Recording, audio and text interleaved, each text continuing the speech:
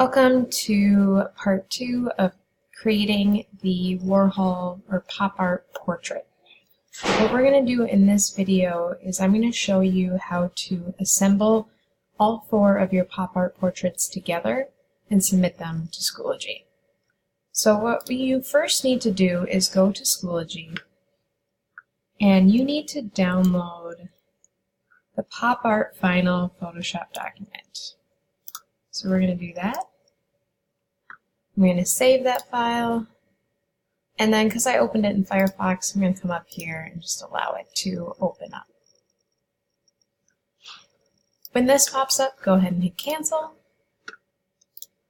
and you're going to see a 8.5 by 11 document with the margins already laid out for you. You want to stay inside these blue lines, because this is where the printing starts to get a little sketchy. The printer can sometimes move the paper. It doesn't like to print to the edge, so you want to make sure you stay within that so that everything gets printed. Down here you see the project goal, because this is going to be added to your portfolio. So the first step, let's insert our pop art portraits. To do that, you want to go to File, and then go down to Place Embedded.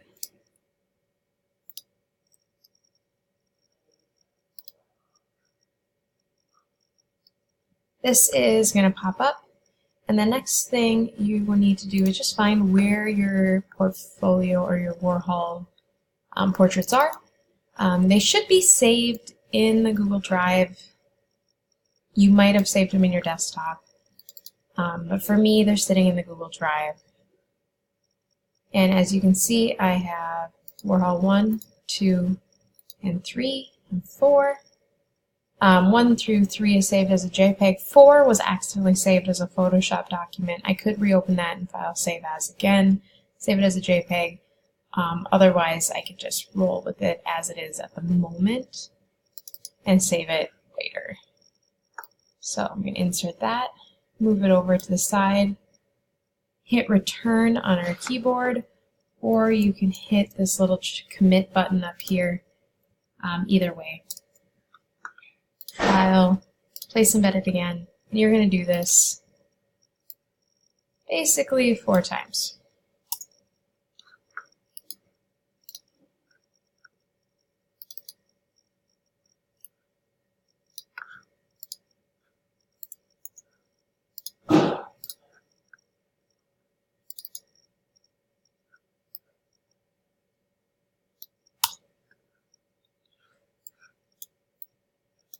The next step that you need to do is add yourself a title. This should say Pop Art Your Name. Actually, I'll go by Miss Owen. That's what you guys call me. And then you're going to make it larger. I'm going to start at 72. Oops, too big.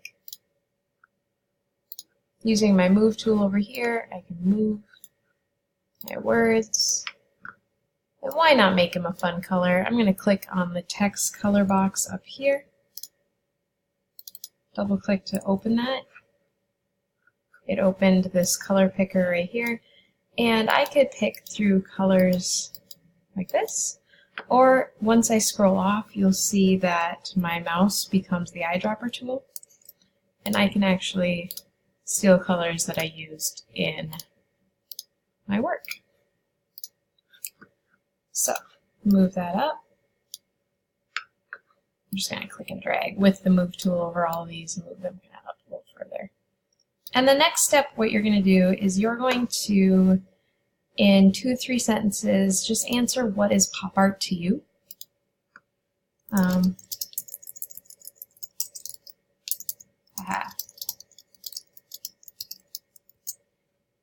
And you're probably going to want to shrink this down.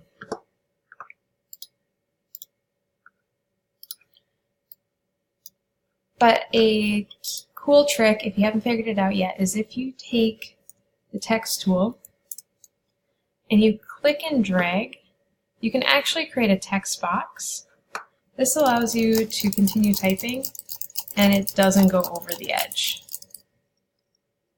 So here is where I would say, to me, pop art is I'm going to say that in 2 and 3 sentences. I'm not going to define that for you. After you've written what your pop art is, you've created a fun title. You could have even changed the typeface if you want. You're going to go to File, Save As, and then here you're going to name this last name, Pop Art Final. Then you are going to make sure it goes into your Google Drive. That's where everything gets stored so we don't lose it. And then change the format to JPEG. This is extremely important. This is the file format that you want when you upload images to the web. It is a very low